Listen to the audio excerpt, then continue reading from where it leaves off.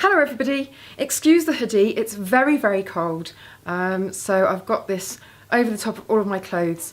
I've just turned the heating on, so if you hear some gurglings and weird things, that's what that is all about. This is my video, which I've been meaning to do for ages and ages, about my top 5 kind of basic healthy eating diet tips, like my attitude towards eating. I've got a feeling that having model and diet in the same title is going to not cause problems, but bring in people who haven't seen my videos before and who don't know what I'm about. Now, I'm not a skinny model. I don't condone that whole kind of size 0 look. If you've seen my videos before and if you've read my website, you'll know that already. If you didn't know that already, then know it now. This is not some kind of weird video about how to get model thin, how to get really, really skinny. It's not about any kind of crazy diets. I'm really not into any of that stuff. I'm a 32-year-old woman. I've been a model for 12 years. I've never been like one of those skinny kind of catwalk style models, but I've done kind of loads of lingerie and things like that. So I've got quite a curvy figure. I'm slim, obviously, but I've never been runway thin. So that's not what this is about. If you want that kind of video, then you're in the wrong place. If you want to know what I do to stay slim, have a healthy diet, have a good attitude towards my diet, then this video is for you. So I just wanted to clear that up. So before anyone leaves some stupid comment about models being too thin or whatever, then I'm just not interested. That's not me, that's nothing to do with me, and that's not what I'm about. So wow, way to go, start the video off on a really positive note. But I feel like I've got to say that in the beginning because lots of people comment before they've even watched a whole video, and it really, really irritates me. And also with something so sensitive as the word diet, and I'm not talking about diets in this video in that sense, in the weight loss sense. I'm talking about diet as in what I eat, what goes into my body. And because it's such a sensitive topic and the media kind of hang on to it and everything gets put out of context, I feel like I have to say that at the beginning of the video. Most of it's common sense, by the way, but I should get started because we're at 3 minutes and I haven't even done my first tip. So, tip 1. Tip number 1 is actually about the word diet itself. I hate the word diet. I always have hated it. To me, it suggests having to deprive yourself of something, having to sacrifice something that you like. So what I try and do is really question the reason I want something. And if it's really that bad, why do I want to be putting it into my body? So a supersized McDonald's meal with a full fat Coke, for example, and an apple pie to finish. Why do I want loads of sugar and loads of salt and loads of processed food going into my body? I suppose it's all about turning things on their head and asking yourself not why you want something so badly, but the reasons that you wouldn't want to have something. And then I can tell you it becomes a lot easier to cut things out. Now, of course, this won't work on every type of food. Things like macaroons and eclairs, I can tell you it doesn't work on. But things that are really, really gross and over-processed, fine once in a while, but ask yourself if you need to eat those on a regular basis or if you need to be eating a takeout on a nightly basis. Ask yourself why you want these things. Is it because you can't bother to cook? Or have you become addicted to that kind of artificial taste? Just have a little look into what you're eating and why you feel you can't live without it, and try and turn things on their head. So instead of thinking, I really, really want this thing, but I can't have it, think, I don't really want this thing in my life, and then there's actually no issue. As I said, it doesn't work on everything, but I find it a really useful way of thinking about what I eat. By the way, give this a really big thumbs up underneath the video if you want more health, diet, fitness kind of thing. Tip 2. If you don't buy it, you can't eat it. If you fill your shopping trolley full of biscuits, crisps, fizzy drinks, things like that, then you will have them in the house and you will eat them. People send me chocolate and sweets and all kinds of things like lovely cakes and things like that with samples and beauty stuff. And if I have them in the house, I will eat them. I've got a really sweet tooth, I've got no willpower.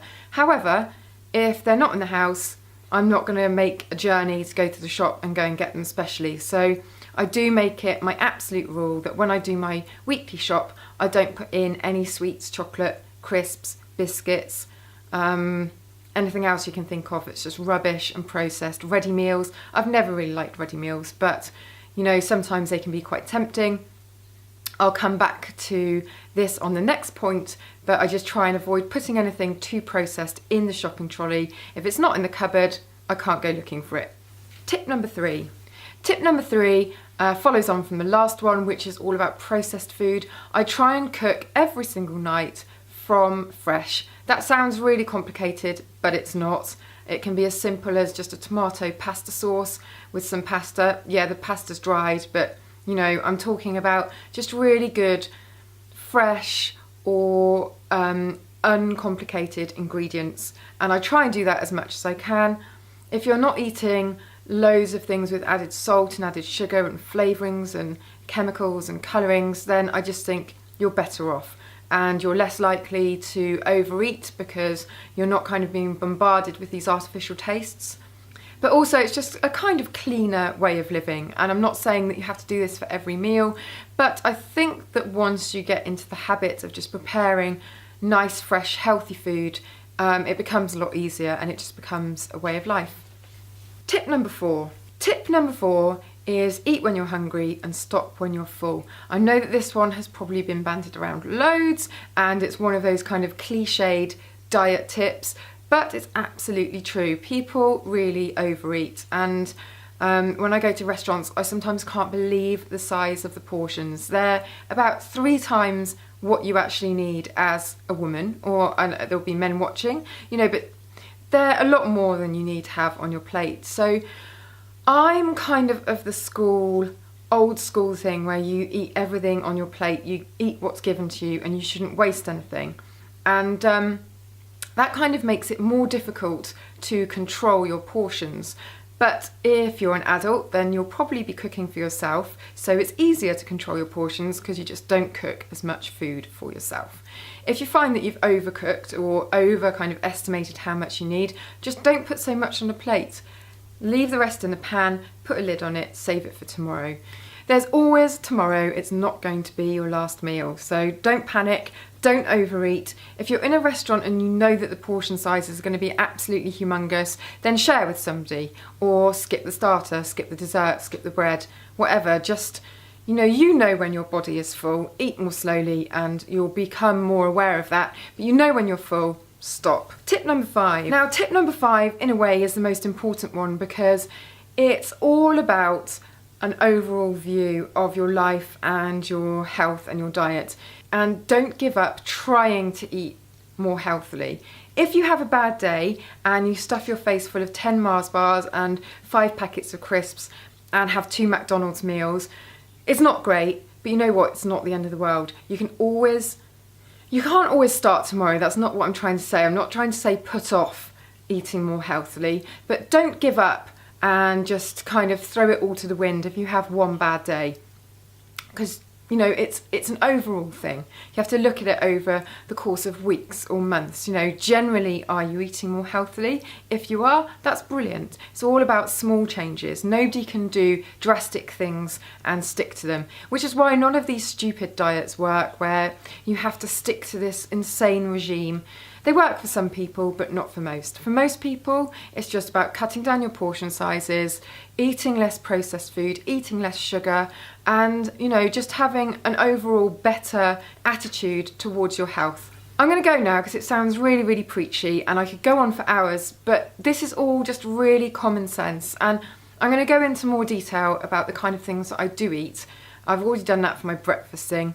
And some of you were probably quite surprised it wasn't like little oat cakes with little bits of scrapings of cheese and grapes on there. You know, like I eat normal stuff, but it is all just common sense. Smaller portion sizes, healthier stuff, try and cook from scratch. You know, try not to order so many takeaways and takeouts. That's it. I'm off. I'm going to leave you with this thought, which is, have you subscribed? If you haven't, click the subscribe button, which is somewhere around there or there. And also pop your email into my subscription service on my website and you'll get a post every morning, every single day. It's brilliant and it's free, obviously. So that's me for now and I'll see you in the next video.